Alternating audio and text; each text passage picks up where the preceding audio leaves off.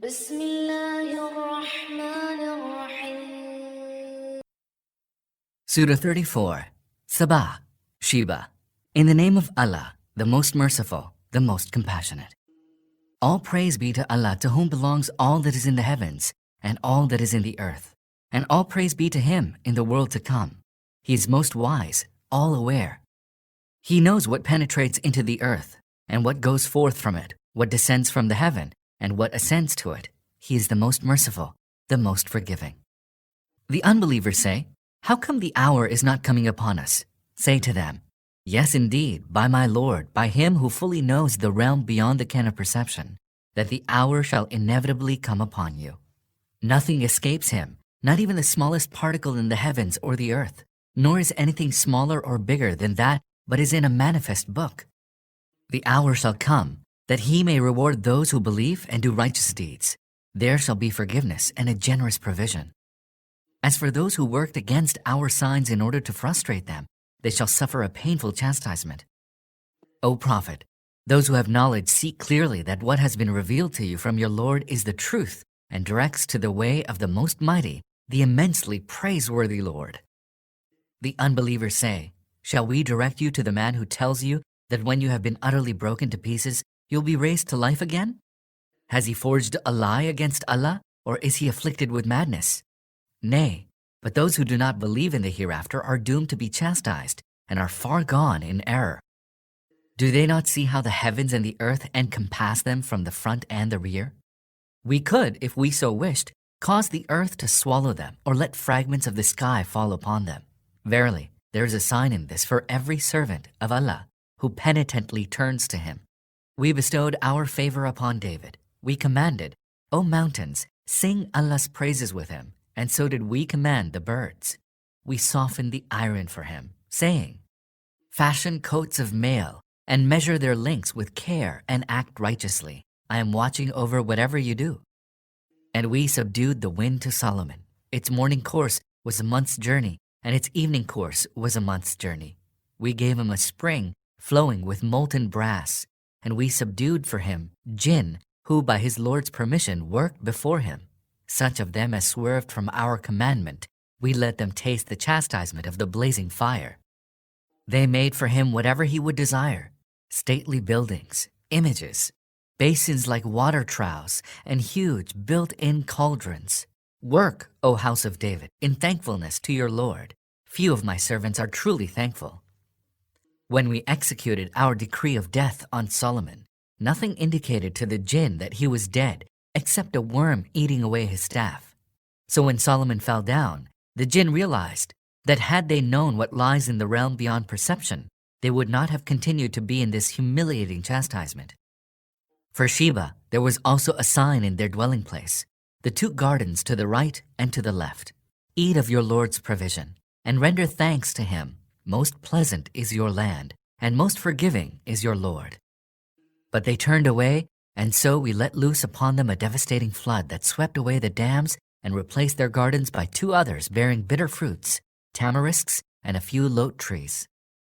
Thus did we retribute them for their ingratitude, and none do we retribute in this manner except the utterly ungrateful. We placed other prominent towns between them, the towns that we had blessed and had set well-measured stages between them. Move back and forth between them, night and day, in perfect security.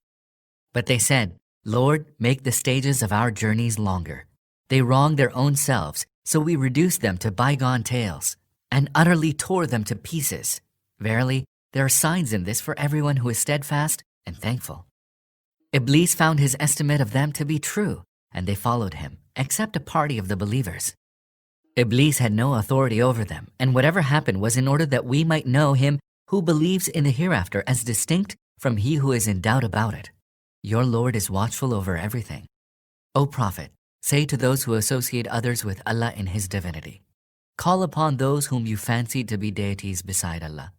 They own not even the smallest particle, neither in the heavens nor on the earth, nor do they have any share in the ownership of either of them, nor is any of them even a helper of Allah.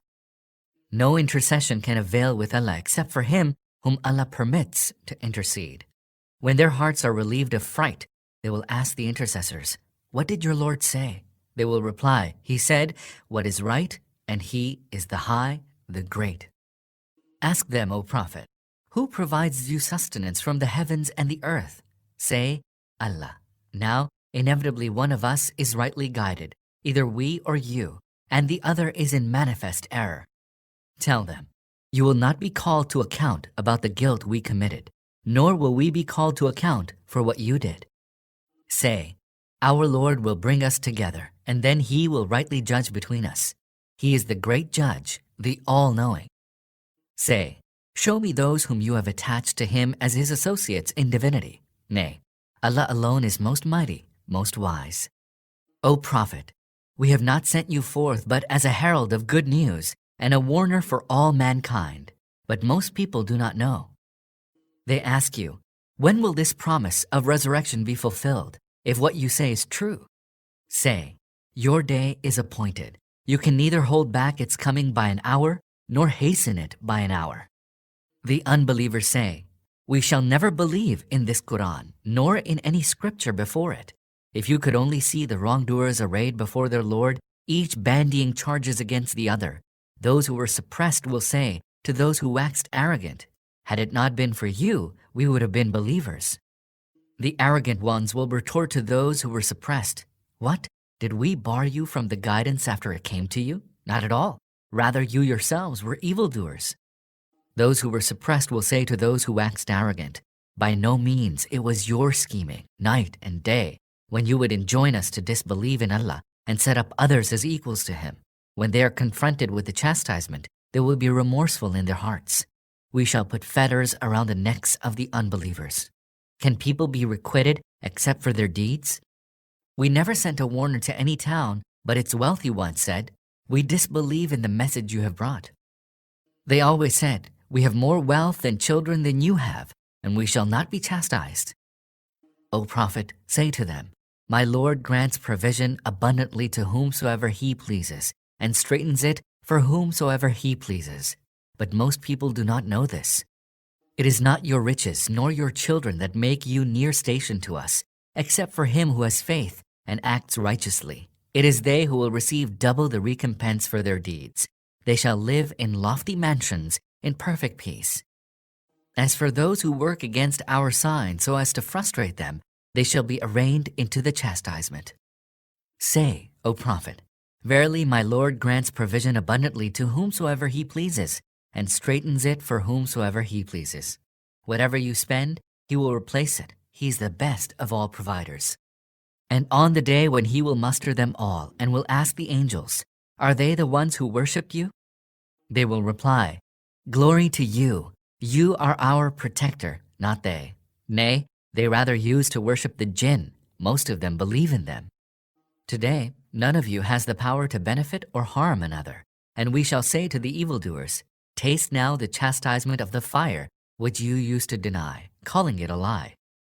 When our clear signs are rehearsed to them, they say, this is a person who wants to turn you away from the deities whom your ancestors worshipped. They say, this is nothing but an invented falsehood. And when the truth came to the unbelievers, they declared, this is nothing but plain sorcery. Whereas we gave them no books that they could study, nor sent to them any warner before you. Those who went before them also denounced Allah's messengers as liars. They have not attained even a tenth of what we had given them. But when they rejected my messengers, calling them liars, how terrible was my chastisement.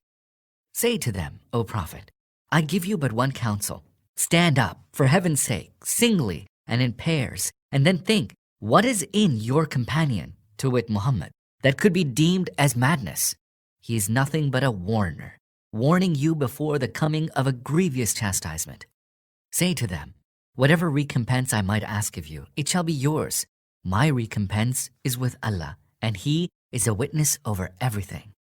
Say to them, my Lord hurls down the truth upon me. He knows fully all that lies beyond the range of perception. Say, the truth has come, and falsehood can neither originate nor recreate anything. Say, if I go astray, then the hurt of straying will come only upon me. But if I am rightly guided, that is only because of the revelation that my Lord makes to me. He is all-hearing, ever nigh. If you could only see when the unbelievers will go about in a state of terror, they will have no escape and will be seized from a place near at hand. They will then say, "We believe in it, but whence can they attain it from so far off a place?" They disbelieved in it before and indulged in conjectures from far away. A barrier will be placed between them and what they desire, as was done with the likes of them before. Surely, they were in a disquieting doubt.